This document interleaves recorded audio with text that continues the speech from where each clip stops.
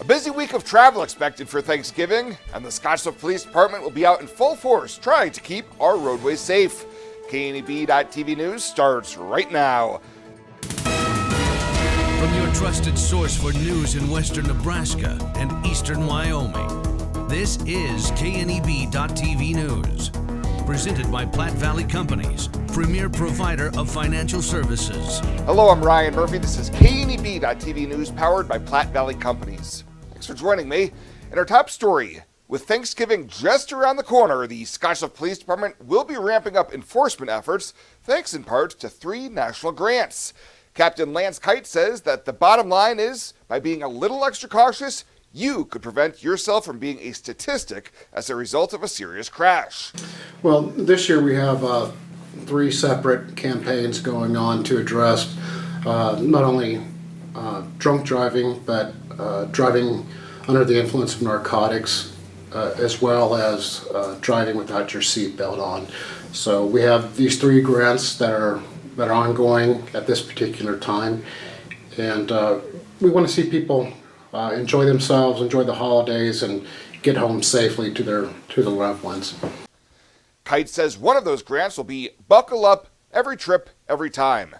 He says in more than his quarter century of law enforcement, seatbelts play a major part in saving lives in the event of serious crashes. Well, like all the studies have shown, the seatbelt keeps you contained within that vehicle.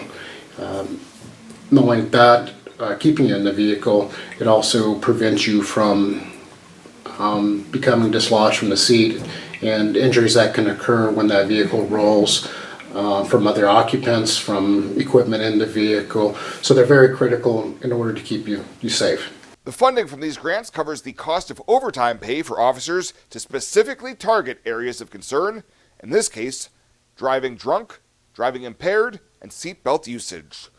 Well, more jail time likely for a Gering man who recently began serving a 90-day jail sentence. Charges were filed against 30-year-old Jonathan Sapp following a Friday incident at the Scottsbluff County Detention Center. Court documents say that Sapp was seen on security footage using a milk carton to scoop urine and feces out of the toilet. When officers went into the cell, Sapp threw the mix at them and struck one of the sergeants in the face. He is now facing an additional Class 3A felony charge of third-degree assault on an officer and 2 counts of assault on a public safety officer with a bodily fluid. Sapp was arraigned on the trio of charges Monday afternoon in Scottsbluff County Court. And property tax statements are coming out a little bit later this year in Scottsbluff County, but you may find it's a good thing.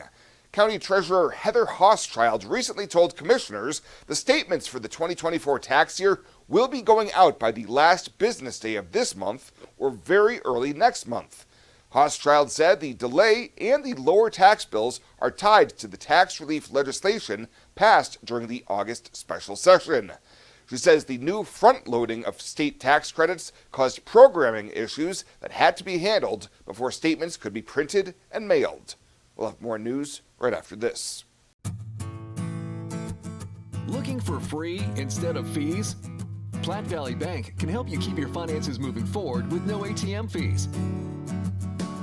Whether you're headed to the lake, the mountains, or just to the grocery store, you can enjoy the freedom of free ATM access anywhere, anytime. Platte Valley Bank. You belong here.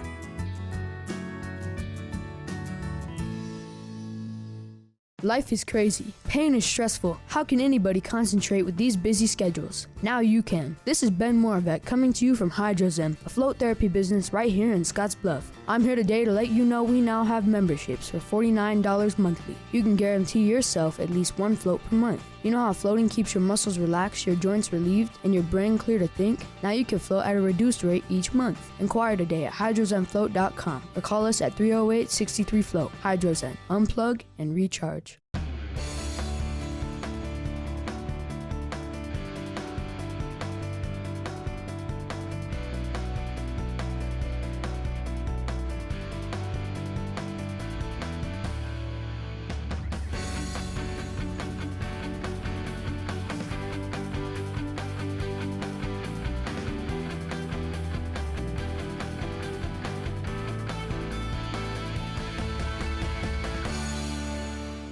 Welcome back. Administrators of Twin Cities Development discussed the impact of the organization over the past year during their annual membership luncheon last week. Among the areas highlighted was an emphasis on helping communities and organizations obtain grants from a variety of sources. New grant writer Steve Peterzani has been at the job for 6 months and said a major goal is to make TCD a resource for bringing new funding to the area. Be it from across state borders, from new families that come in here and start businesses that get these grants and then spend it at your businesses, or even when there's federal programs like the Rural Workforce Housing Fund, and we have opportunities to defederalize HUD money and make it Nebraskan dollars for us, for our communities. Peterzani said, in fact, just that morning he had been able to help secure a $10,000 grant for Minutair towards a creative district, but he was working to make it $30,000 with another $10,000 annually because that community, quote, needs the win. Well, the Nebraska Chamber and University of Nebraska-Lincoln College of Business announced the 2025 inductees into the Nebraska Business Hall of Fame, including Senator John Stinner of Gering. Stinner, along with individuals from Lincoln, Omaha, and Gothenburg, will officially be inducted at the Nebraska Business Hall of Fame banquet in January in Lincoln. Chamber President Brian Sloan says this year's honorees truly represent the entrepreneurial and innovative leadership that is so essential to Nebraska's growth and success. He adds the Chamber is grateful to honor these individuals for the contributions they've made and the lasting impacts those contributions will continue to have on Nebraska's business economy.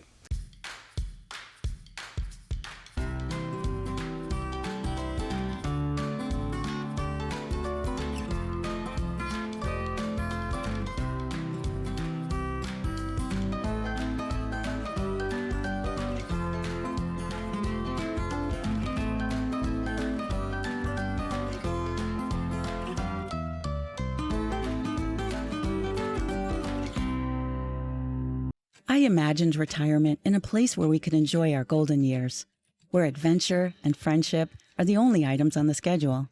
The Garden Homes at Northfield gives us the luxury we planned for and peace of mind when it comes to convenience, safety, and comfort. We never have to stop and think about the day-to-day upkeep. We love to explore abroad, but most importantly in our backyard. So much to do, so much to see. Here at Northfield, we get the protection of life care, incredible tax benefits, and secured rates for aging services. It's peaceful, knowing that if our needs change, we'll be taken care of. And most importantly, that our kids will never have to make any tough decisions. There never seemed to be enough time to do all the things we wanted. Now we get to focus our energy on enjoying what this community has to offer. At the Garden Homes, life is ours again. A place we had dreamed about. A chance to focus on us.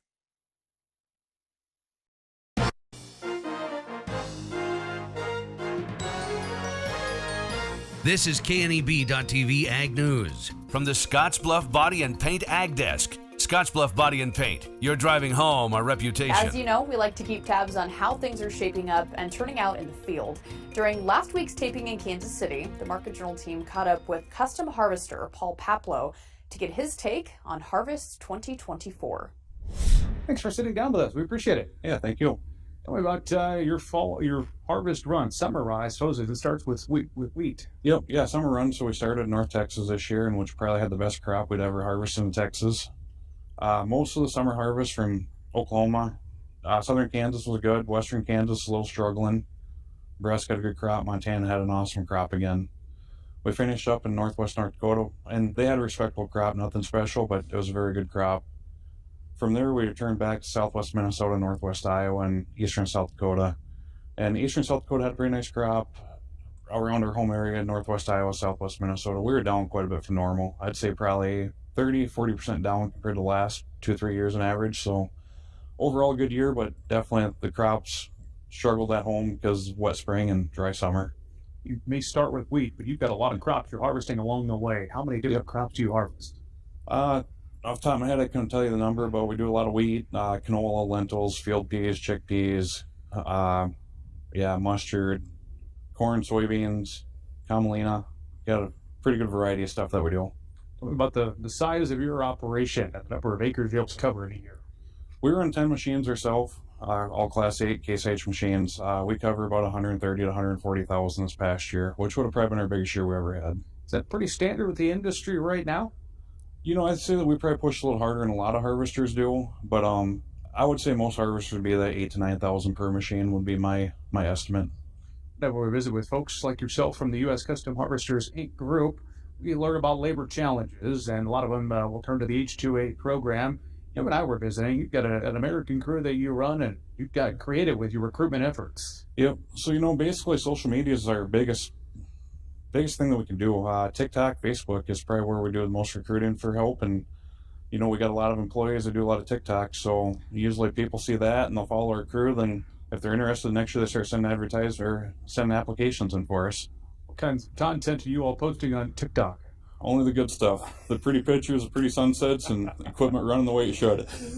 Not the breakdowns. Never the breakdowns. That's an interesting, the labor challenge. I guess it's not a challenge per se, but you were sharing, kind of since COVID, you all have been fairly lucky in your recruitment efforts to keep a good crew going. Yeah, it has been. With the pandemic, it really kind of took a toll on us. It was hard to find labor. First couple years after the pandemic, it got a little bit better, but still struggled. But it seemed about a year ago, the American interest has really come back around for join the wheat harvest. And yeah, this past year was very easy finding help for us. You run the crew with your dad, it sounds like. How have you, and how has he seen this industry change? It's changed, the amount of harvesters that are out there, it's nothing like what it used to be. We used to go to Anthony, Kansas, or we still go there, but back when we started going there in the early 90s, there was probably 30 crews in the town. Now I think there's 3 crews. The size machines, you don't need near as many machines anymore, but it just seems like a lot of harvesters have grown in size too, so a lot of guys getting out and just don't need the machines like we used to. Is that a decline in wheat acres in particular, or are local farmers opting to harvest on their own? Probably a little bit of both. Wheat acres definitely down from where they used to be. Our wheat harvest is bigger than it ever has been, so it seems like we've been able to pick up wheat acres, but in general, the wheat acres are not there.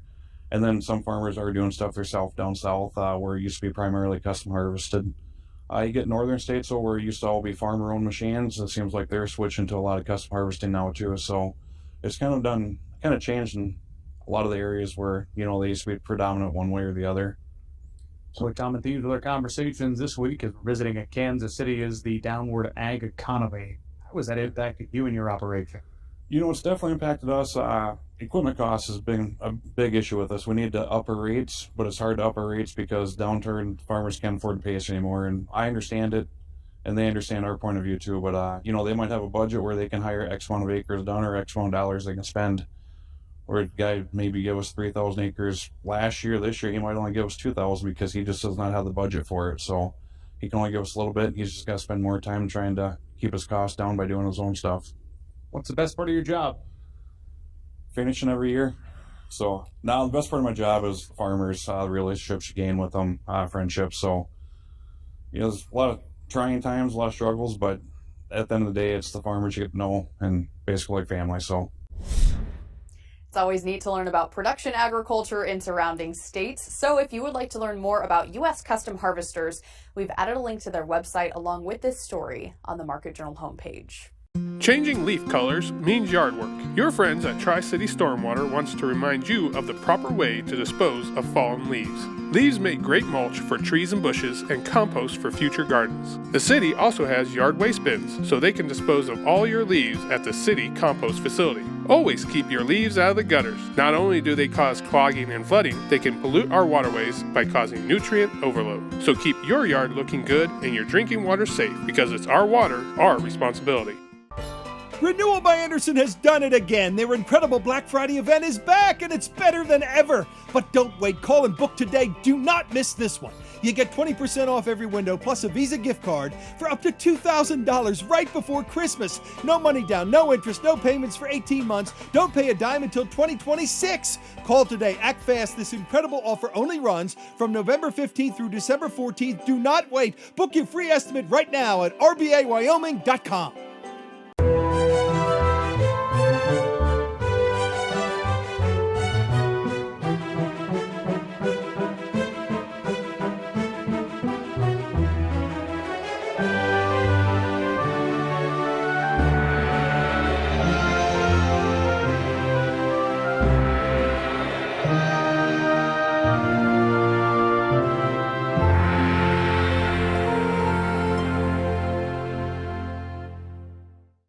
take a look at your community calendar, brought to you by Riverstone Bank.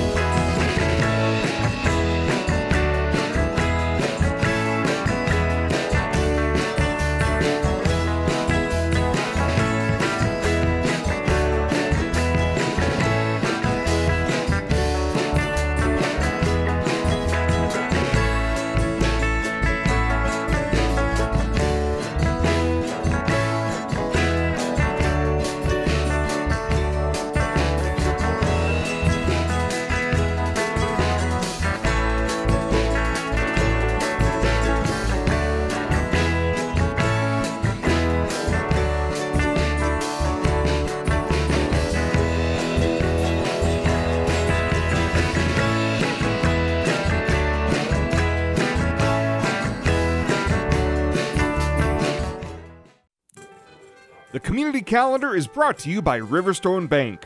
We're local and we love our community. Welcome to Kelly's Liquor, your liquor cabinet. Whether you're a wine enthusiast, a whiskey sommelier, a tequila connoisseur, or you just love your beer, Kelly's has the best selection of what you're looking for. Family owned and operated since 1946 and right on 27th Street in Scottsbluff. Come see us today at Kelly's Liquor, your liquor cabinet. And remember to be a good neighbor. Don't drink and drive. Kelly's Liquor, West 27th Street in Scottsbluff.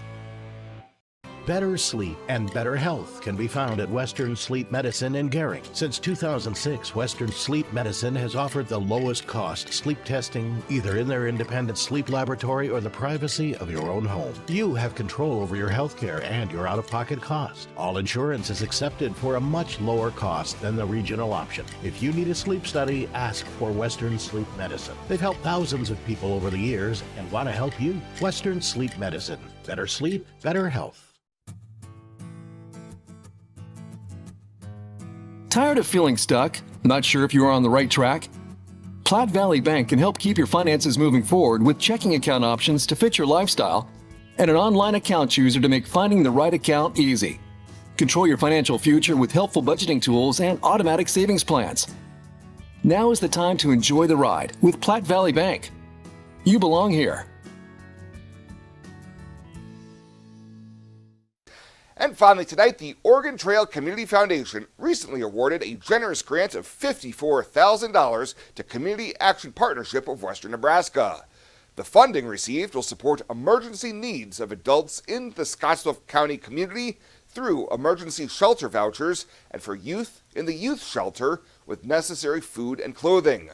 Each year, Capwin provides emergency services to almost 4,000 individuals, youth, and families experiencing poverty, and nearly 7,000 with medical, dental, and behavioral health services.